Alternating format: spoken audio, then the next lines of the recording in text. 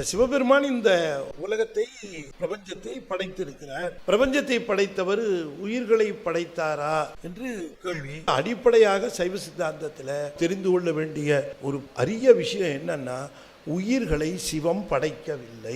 என்ன சார் அப்படி இவ்வளவு உறுதியா சொல்றீங்கன்னா, அவர் படைச்சிருந்தா இது இவ்வளவு மோசமா இருந்திருக்காது. உயிர்களை இறைவன் படைக்கிறான்னு சொல்றியப்பா, உயிர்களை இறைவன் படைக்கிறான்னா இப்ப என்ன ஸ்டேட்டஸ்? இப்ப படைச்சிட்டு இருக்கிறாரா, நிறுத்திட்டாரா, இல்ல ஸ்டில் ப்ரொடக்ஷன் கோயிங் ஆன்? நம்ம தான் ஒழுங்கா படைக்கலையே, அதை ஒழுங்கா நிறுத்திட வேண்டியது தானே. அவர் படைச்சதெல்லாம் இவ்வளவு மோசமா இருக்கு, அவ்வளவு குற்றம் இருக்கு. உயிர்களுடைய குற்றம் எல்லாம் படைத்தவனை அல்லவா போய் சேர்ந்து விடும். எப்படி போய் ஒரு கடவுளுக்கு இந்த உயிர்களை இவ்வளவு குற்றத்தோட படை சொன்னா நீ கடவுளுக்கே குற்றம் கற்பிக்கிற? சமையல் மோசமா இருக்குன்னா யார் மேல குத்தம்? Cook should take the responsibility. அதனால இறைவன் உயிர்களை படைக்கல, ஆனால் உயிர்கள் படுகிற துன்பத்திற்கு இறைவன் மருந்து தருகிறான், அதை ஆற்றுகிறான். இறைவன் நமக்கு இந்த உலகை படைத்தான்னு சொல்லுகிற பொழுது அந்த உலகங்கள் சிவனிடமிருந்து வந்தனன்னு நாம நினைக்க கூடாது. எப்படி ஒரு பானையானது மண்ணிலிருந்து தான் வரும், அதுக்கு குயவன் காரணம். அது போல மாயையில் இருந்து உலகம் இருக்கிறது. மாயைங்கிறது ஒரு இனர்ட் எனர்ஜி. இப்ப அதை கண்டுபிடிச்சு அதுக்கு காட் பார்ட்டிகள்னு பேர் வச்சிருக்கான். மாயையிலிருந்து அத்தனை பொருளும் தானாக தோணாது.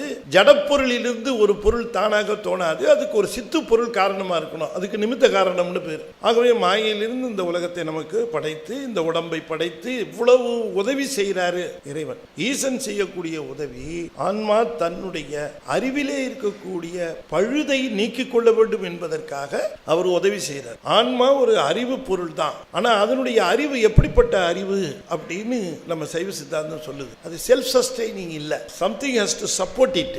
அது சொன்னா அது கூடவே அறிவித்தால் அறியும், உடன் அறிந்தால் அறியும். அப்படிப்பட்ட ஒரு அறிவோடு விளங்கக்கூடிய இந்த உயிர்களினுடைய துன்பத்தை நீக்குவதற்கு இறைவன் உலகை படைத்தான், உடம்பை படைத்தான், அந்த மாயையிலிருந்து படைத்தான். பிறகு மாயையிலிருந்து படைத்த பிறகு இந்த உடம்பு, இந்த பிரபஞ்சம், இவற்றை எல்லாம் நாம் நீக்கிக் கொள்ள வேண்டும் என்று எதிர்பார்க்கிறார். உலகத்தையும் உடலையும் இவ்வளவு பற்றுகளையும் தந்தவன் அதை நீக்கிக் கொள்ள வேண்டும் என்றால் ஏன் தர வேண்டும்? இதை கொடுத்ததுக்கு அப்புறம் இதை ரிமூவ் பண்றது கஷ்டமா அல்லவா இருக்கு, எதுக்கு அப்படின்னு கேட்கிறாங்க. சாமி என்ன ப்ராசஸ் பண்றாருங்கிறது நமக்கு அது தெரிஞ்சதுன்னா நம்ம அப்ரிஷியேட். யாராவது மருந்தை தொடர்ந்து சாப்பிட்றதுக்கு விரும்புவாங்களா? விருந்த சாப்பிட்றதுக்கு தான் விரும்ப வேண்டுமே தவிர மருந்தை சாப்பிட்றதுக்கு விரும்பக்கூடாது. மருந்து போல் இருக்கக்கூடிய உலக இன்பங்களை ஏதோ கொஞ்சம் இந்த விருந்து வரணுமேங்கிறதுக்காக இந்த மருந்து இருக்க வேண்டுமே தவிர மருந்தையே விருந்தாக உண்ண வேண்டும் என்கிற மனப்பாங்கு வளர்ந்து கொண்டே வந்தால்